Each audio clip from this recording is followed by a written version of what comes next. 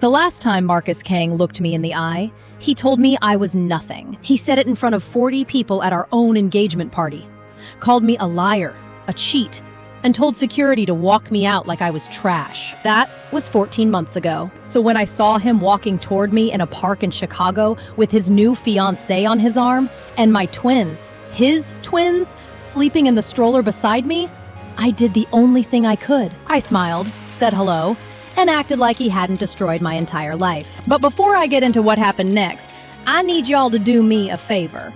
Hit that subscribe button right now because this story is about to go places you won't see coming. And drop a comment. Tell me where you're listening from. I read every single one, and your support keeps these stories going. Now, let me take you back to that afternoon. It was a Saturday in late September, one of those perfect Chicago days where the leaves are just starting to turn and the air smells like it's apologizing for the summer heat. I was sitting on a bench in Lincoln Park with a coffee that had gone cold 20 minutes ago, watching my babies sleep. Noah had his little fist balled up against his cheek. Nora had kicked off her blanket for the third time because that girl came out of the womb with an attitude. And honestly, I respect it. I was scrolling through my phone, half reading an article about meal prep, because that's what my life had become, meal prep articles and pediatrician appointments, when I felt it. You know that feeling when someone's watching you? Not just glancing, but really watching? Like the air around you gets heavier? I looked up, and my whole body went cold. Marcus Kang was walking toward me. He looked the same. That's what hit me first. Same sharp jaw, same perfect posture, same expression like the world owed him something and he was just waiting for it to pay up. He was wearing a charcoal coat that probably cost more than 3 months of my rent. And next to him, arm linked through his like she was born there, was Victoria Seo. Tori, the woman who'd smiled at me across a dinner table while she was actively destroying my life. But I didn't know that part yet. Not then. My fingers tightened on the stroller handle so hard my knuckles went white. Every cell in my body was screaming at me to get up and walk away. Just go. Don't let him see you. Don't let him see them. But I didn't move because I was tired of running. I'd spent 14 months running and I was done. Marcus stopped about 3 feet in front of me. For a second, neither of us said anything. He was looking at me like I was a ghost. Like his brain couldn't process that I was real and sitting right there. Mercy, he said. Just my name, nothing else. Marcus. I kept my voice steady. Too steady, probably. The kind of steady that takes everything you've got. His eyes drifted to the stroller. I watched it happen in slow motion. His gaze moving from my face to the twins, lingering on Noah's face, then snapping back to me. Something shifted behind his eyes. I saw it, that flicker of recognition, of math being done in real time. I didn't give him a chance to ask. It was good seeing you, I said, already standing, already wrapping my hands around the stroller bar. Take care. Mercy, wait. There's nothing to wait for. Tori appeared at his side like she'd been summoned, all glossy hair and a smile that didn't reach her eyes. Marcus, who is this? She looked at me the way people look at something on the bottom of their shoe. Marcus didn't look at her. Someone I used to know. 14 months of love, an engagement, a future we'd planned together. And I was someone he used to know. I felt that like a punch to the sternum, but I didn't let it show. I just nodded, turned the stroller, and walked away. Tori's voice carried behind me. She has children? And then, quieter, like she was performing concern. Are they? No, Marcus said. Quick, sharp, too quick. I didn't look back. Not once. But I made it exactly 2 blocks before my hands started shaking so bad I had to stop and grip the stroller with both hands just to stay upright. Noah stirred. Nora made that little sound she makes when she's about to wake up fussy. It's okay, I whispered. Mommy's okay. I was lying, but that's what mothers do, right? We lie to our children so they never have to carry what we carry. And I knew that seeing him again was just the beginning. Let me back up for a second because you need to understand something. I didn't come back to Chicago for Marcus Kang. I need you to hear that clearly. I came back for me. See, after Marcus destroyed me at that engagement party, and I mean destroyed, publicly, viciously, in front of his family, my friends, everyone, I left. I didn't have a choice. He'd already told his people to cut me off. My apartment was in a building his family owned. My job was at a company that did business with the Kangs. In 48 hours, I went from being the future Mrs. Kang to being absolutely nobody. I won't go into every detail of what came next because I'll lose it, and I promised myself I wouldn't cry during this story. But here's the short version.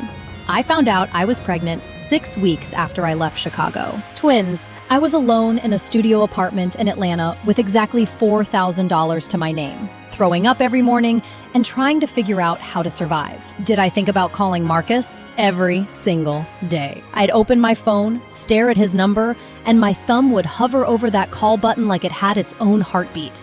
But then I'd remember his face that night. The disgust. The way he looked at me like I was nothing. And I put the phone down. He didn't deserve to know. That's what I told myself. And maybe that was wrong. I've gone back and forth on that 1,000 times. But when someone throws you out like garbage, you don't exactly feel like sending them a birth announcement. I gave birth alone. Well, not alone. There was a nurse named Denise who held my hand and told me I was doing great, even when I was screaming and crying and convinced I was dying. But there was no partner in the room. No family, just me and a stranger's kindness. When they put Noah in my arms, and then Nora right after, I looked at their faces and I saw him, Marcus, in their eyes, in the shape of their mouths. And I made a decision right there in that hospital bed. I would love these babies with everything I had. And I would build a life so solid that no man, not Marcus Kang, not anyone, could ever shake it again. So I did. I worked remote for a marketing firm. I freelanced on the side. I saved. I networked. And when a position opened up at a top agency in Chicago, my city, the city I grew up in, the city Marcus Kang had chased me out of, I applied. I got the job, and I moved back. Not for him, for me, because nobody gets to decide where I belong. My colleague Janelle was the first person at the new office who didn't treat me like just the single mom. She was loud, funny, and had absolutely zero filter. First week, she looked at my lunch, leftover rice and whatever the twins didn't finish, and said, "Girl, we're going out Friday. You need adult food and adult conversation."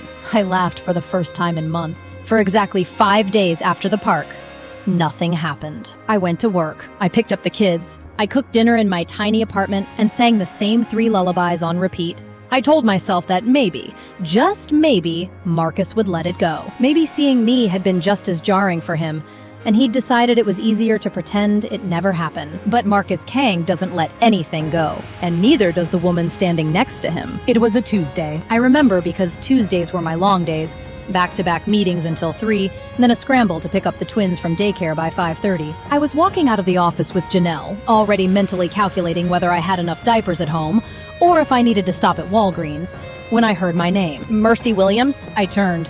And there she was, Victoria Seo, standing on the sidewalk outside my office building like she'd been waiting, which, looking back, she absolutely had been. She was dressed like she'd just stepped off a magazine cover, cream-colored coat, heels that had no business being on a Chicago sidewalk, and that same perfect smile that made you feel like you were being measured for a coffin. "Do you remember me?" she asked sweetly. Janelle looked at me. I could feel her radar going off. Janelle had a sixth sense for trouble, and Tori was radiating it. "Of course I do," I said. "How could I forget?" "I was hoping we could talk," Tori said. "Just us, woman to woman." Janelle crossed her arms. "And you are?" "An old friend," Tori said without looking at her. I touched Janelle's arm. "It's fine. Give me 5 minutes." Janelle didn't move right away. She looked at Tori, then at me, then back at Tori. "I'll be right over there," she said. Not a suggestion, a warning. We walked a few steps away. Tori tilted her head like she was studying something mildly interesting. "You look well," she said. "Considering." "Considering what?" "Considering everything." She paused. "I heard you're back in the city. New job, new apartment, and twins. That must be so hard. Doing it all alone." There it was, the knife wrapped in silk. "I manage just fine," I said. "I'm sure you do," she smiled. "I just think sometimes it's better not to reopen old chapters. Chicago is a big city, but certain circles are very small. You understand what I mean?" I looked her dead in the eyes. "No, Tori. Why don't you say what you actually mean?" Her smile flickered, just for a second. Then it came back, wider. "I'm just looking out for you. That's all."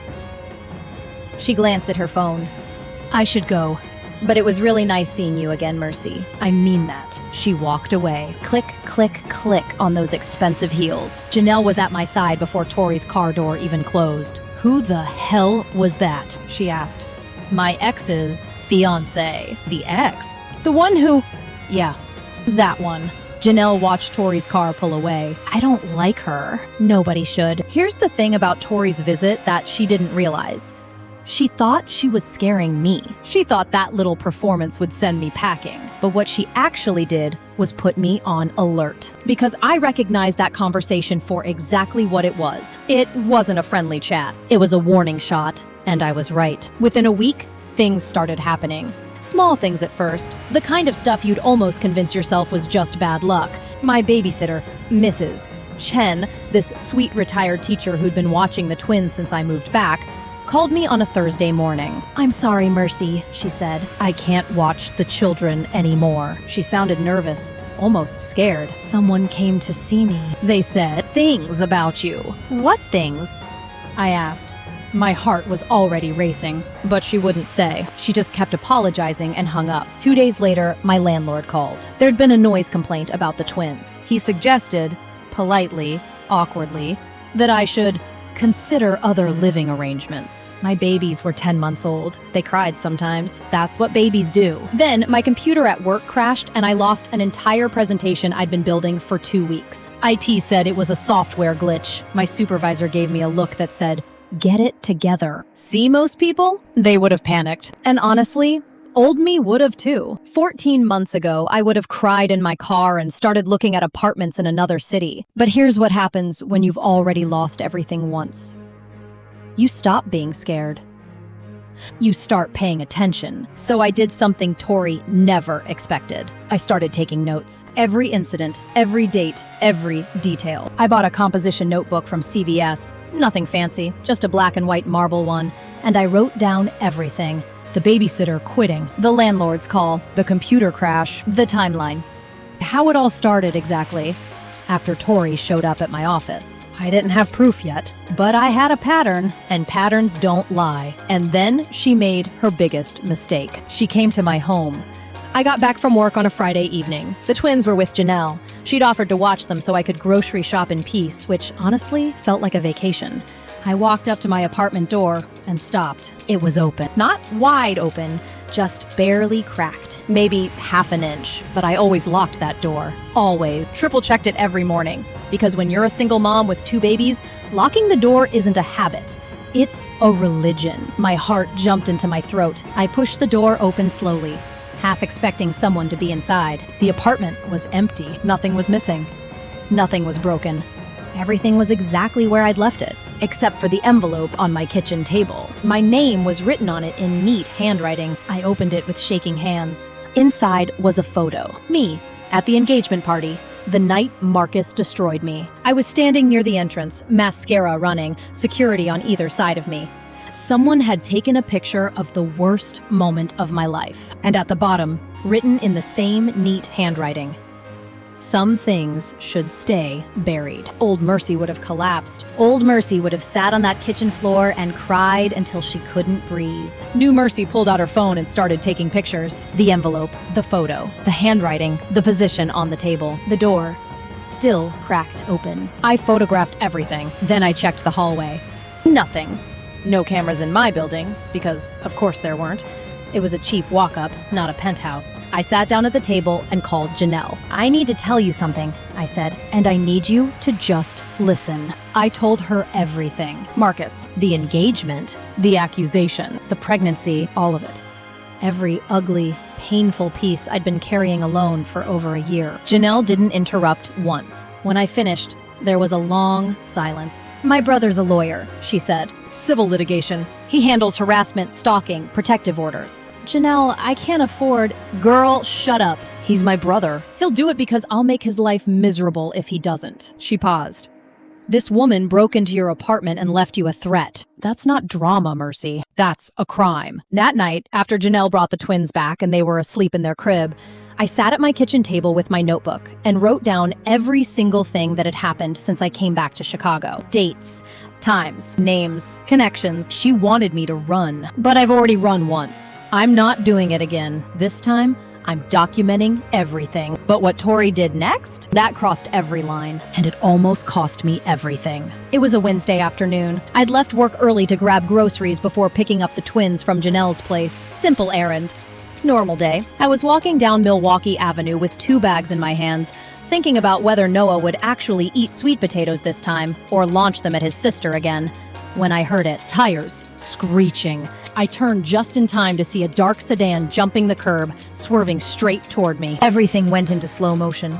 The sound, the headlights, even though it was broad daylight. The way my body understood what was happening before my brain caught up. Someone grabbed my arm. Hard. Yanked me backwards so fast my groceries went flying and I hit the sidewalk on my hip. The car blew past me. Inches, maybe less, and slammed into a parking meter before speeding off. People screamed. Someone was yelling to call 911. I was on the ground, shaking so hard I couldn't feel my hands. A man was kneeling next to me.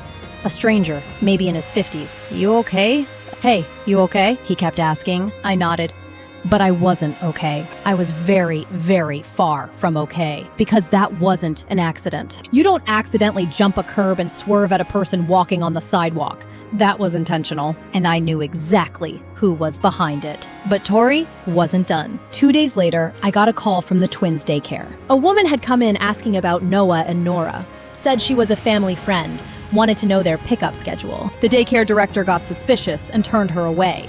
But she described the woman to me. Tall, well-dressed, Asian, confident smile. My blood went ice cold. She had gone near my children. Something shifted inside me in that moment. Not fear. I was past fear. This was something harder.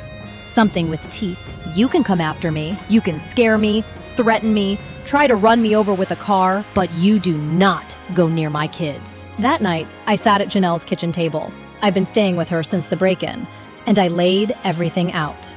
The notebook, the photos from my apartment, the daycare incident report, the police report from the hit and run, the timeline showing every single thing that had happened since Tori appeared outside my office. Janelle's brother David sat across from me, flipping through everything. He was quiet for a long time. "This is a case," he finally said. "Harassment, stalking, criminal intimidation. The hit and run alone, if we can connect it to her, that's attempted assault with a deadly weapon." He looked up at me. "You've been building this without even knowing you were building it." "I knew," I said. "I just didn't know how to use it yet." "You have enough to file for a protective order," he said. "But if you want to actually stop her, really stop her, we need to go bigger." And that's when I made the decision I never thought I'd make. I picked up my phone and called Marcus Kong. He answered on the second ring, like he'd been waiting. "Mercy?" His voice was careful, guarded. "Your fiancé just tried to have me killed," I said. No warm-up, no small talk. And then she sent someone to my children's daycare asking about their schedule. Our children, Marcus. So you're going to listen to me right now. The silence on the other end of that phone lasted exactly 4 seconds. And in those 4 seconds, I heard his entire world fall apart. "What did you just say?" he asked. His voice had changed, lower, rougher, like something had cracked. "You heard me. The twins, they're yours, both of them. And the woman you're about to marry just tried to get to them." More silence. Then, quietly, "Where are you?" "That's not how this works," I said. "You don't get to show up and play protector. You lost that right 14 months ago. Here's what's going to happen. I'm going to send you everything I have. Every piece of evidence. Every date, every incident. And you're going to deal with her. Or I will. Through the courts and through the press. And I promise you, Marcus, it will be loud." He didn't argue. He didn't push back. He just said send it. I met him the next day. Not because I wanted to. Because David said a face-to-face would make the case stronger if Marcus was willing to corroborate. We met at David's office downtown. Neutral ground. Marcus looked like he hadn't slept. His eyes were red, his jaw tight, his whole body wound up like a spring about to snap. He sat across the table from me, and for a long moment, neither of us spoke. Then he said, "I did a DNA test." The room tilted. You what? After the park.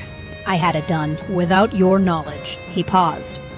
I'm sorry, but I needed to know. You had no right, I said, and my voice was shaking now.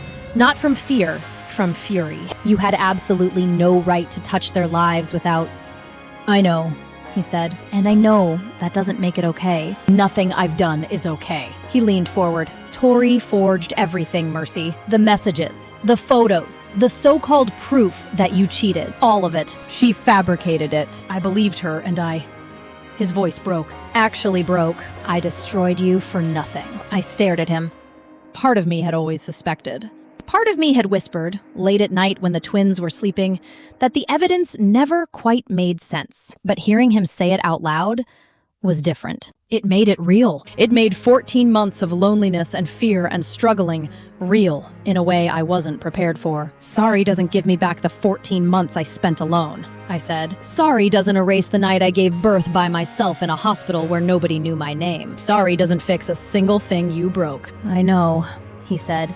Then don't say sorry.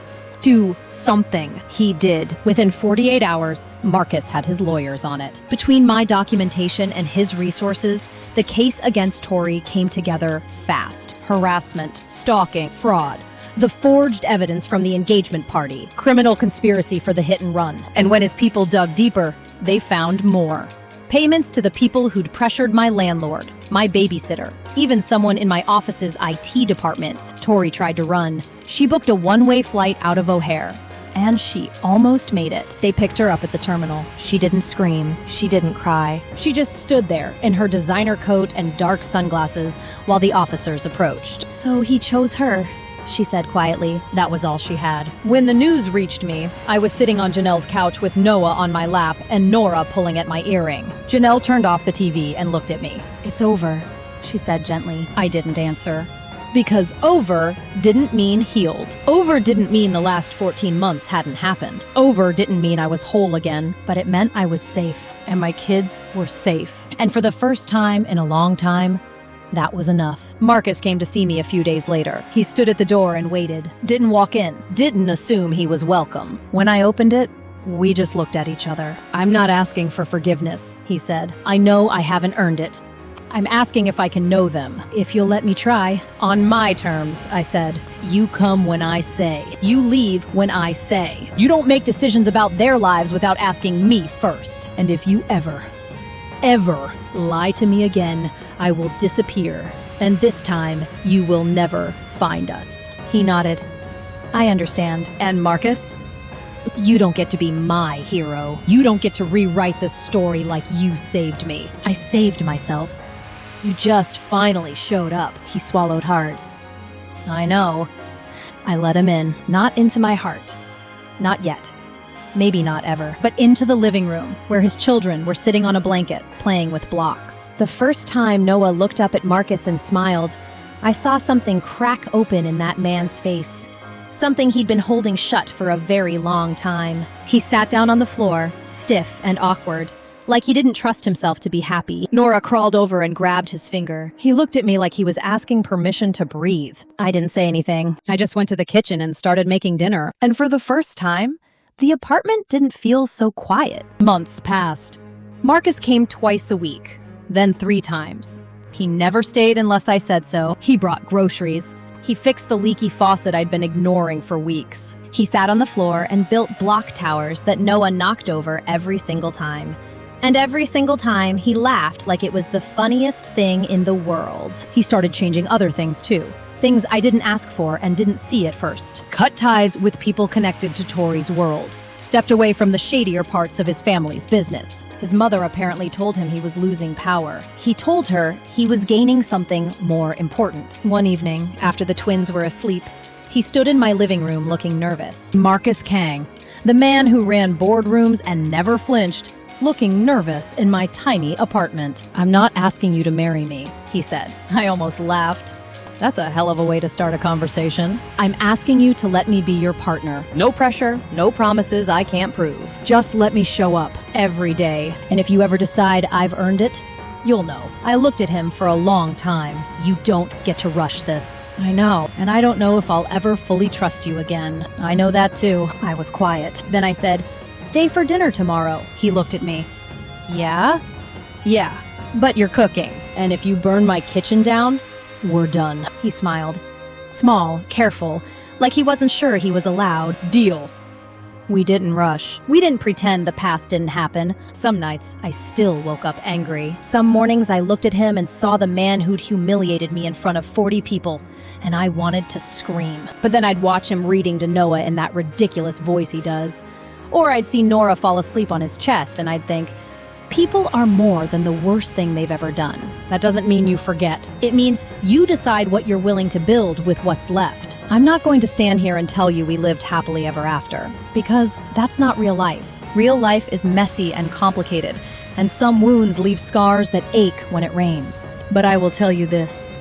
I'm not the woman Marcus Kang threw away anymore. I'm the woman who picked herself up, built a life from nothing, protected her children, and took down the person who tried to destroy her. And if Marcus wants to be part of this life, it's because I chose to let him in. Not because I needed him, because I decided he was worth one more chance. And honestly, some days I'm still not sure he deserves it. So let me ask you something. If you were me, after everything he did, after everything I went through alone, would you have even opened that door? And here's the one that's really going to start a war in the comments. I kept his children from him for 14 months. 14 months of first steps, first words, first smiles. He missed all of it. Now, I had my reasons. Good reasons. But let me flip it. If a man kept a woman from knowing about her own children for over a year, would y'all have the same energy? Would you still say, he had every right? Think about that. Because I think about it all the time. Drop your answer in the comments. I really want to know. And if this story hit you in the chest the way it hit me living it, share it with someone who needs to hear it. Like, subscribe, and I'll see you in the next one.